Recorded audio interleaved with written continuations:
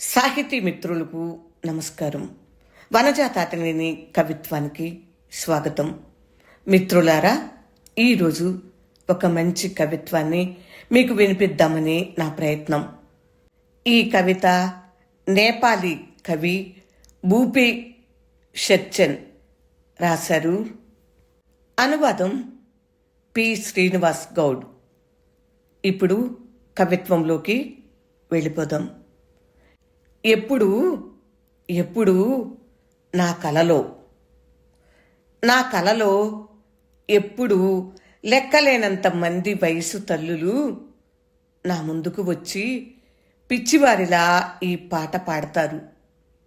నా కలలో ఎప్పుడు లెక్కలేనంత మంది వయసు తల్లులు నా ముందుకు వచ్చి పిచ్చివారిలా ఈ పాట పాడతారు. ఇప్పుడు మా రొమ్ము పాలు విలువలేనివి, మా మాతృత్వానికి అర్థం లేదు.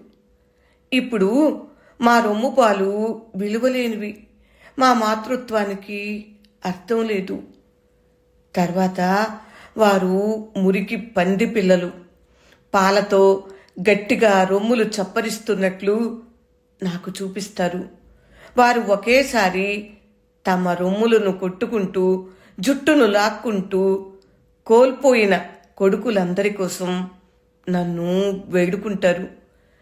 వారు ఒకేసారి తమ రొమ్ములను కొట్టుకుంటూ, జుట్టును లాక్కుంటూ కోల్పోయిన కొడుకులందరి కోసం నన్ను వేడుకుంటారు. నా కలలో ఎప్పుడూ లెక్కలేనంత మంది వృద్ధులు కాలం చెల్లిన శరీరాలతో వస్తారు. లెక్కలేనన్ని వృద్ధ స్త్రీలు, వారందరూ చెదిరిపోయిన మనసులతో నా ముందు కూలిపోయారు. నా కలలో ఎప్పుడూ లెక్కలేనంత మంది వృద్ధులు కాలం చెల్లిన శరీరాలతో వస్తారు. లెక్కలేనన్ని వృద్ధ స్త్రీలు, వారందరూ చెదిరిపోయిన మనసులతో నా ముందు కూలిపోయారు. జీవితంలో తరిమేసిన వారు, మృత్యువుతో విముక్తి పొందలేని వారు, జీవితంలో తరిమేసిన వారు, మృత్యువుతో విముక్తి పొందలేని వారు, వారు అర్థం కాని భవిష్యత్ దారపు కొస కోసం వేడుకుంటారు. వారు అర్థం కాని భవిష్యత్ దారపు కొస కోసం వేడుకుంటారు. తమ కోల్పోయిన ఏకైక కొడుకు కోసం వేడుకుంటారు. తమ కోల్పోయిన ఏకైక కొడుకు కోసం వేడుకుంటారు. నా కలలో ఎప్పుడు లెక్కలేనంత మంది యువ వితంతువులు నా ముందుకు వచ్చి తమను తాము పూర్తిగా నగ్నంగా చేసుకుని ప్రపంచంలోని అందమైన కళ్ళు, వారి మంచు తెలుపు శరీరాల కాల్చిన నల్లబొబ్బలను నాకు చూపిస్తున్నారు.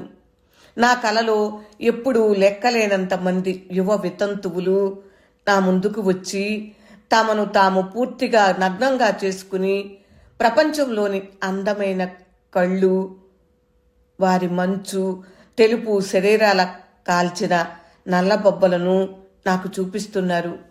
వారు తమ జీవితాలకు కొంత మద్దతు కోసం నన్ను వేడుకుంటున్నారు.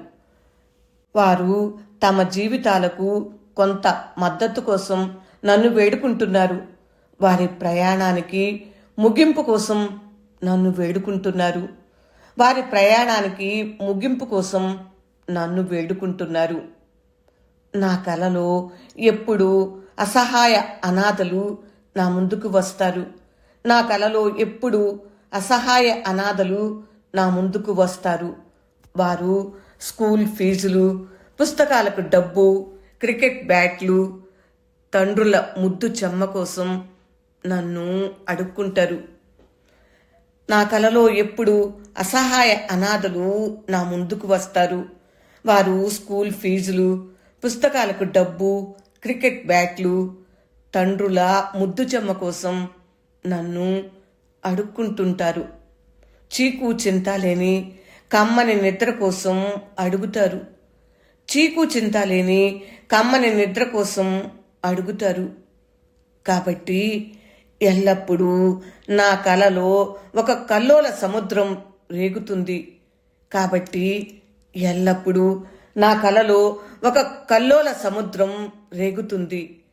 మలయాలోని పురుషుల కన్నీళ్లు, ప్రతి అలలోనూ ఒక శవం పైకి లేస్తుంది, ఒక శవం మునిగిపోతుంది ద్వేషంతో.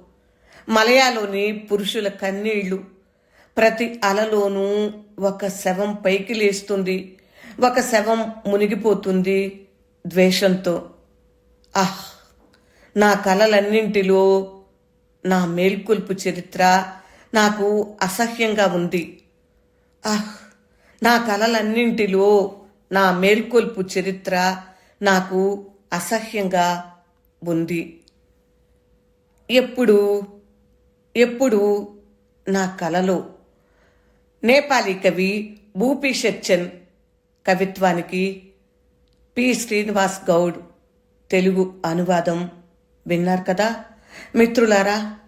ఈ కవిత్వం ఏం చెప్పిందో మీకు అర్థమైంది కదా.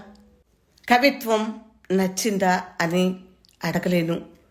మీ అభిప్రాయాన్ని తప్పకుండా తెలియజేస్తారు కదూ.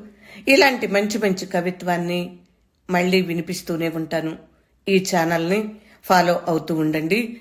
విభిన్న కథల కవిత్వాల సమాహారం వనజ తాటినేని. వింటున్నందుకు హృదయపూర్వక ధన్యవాదములు. నమస్తే.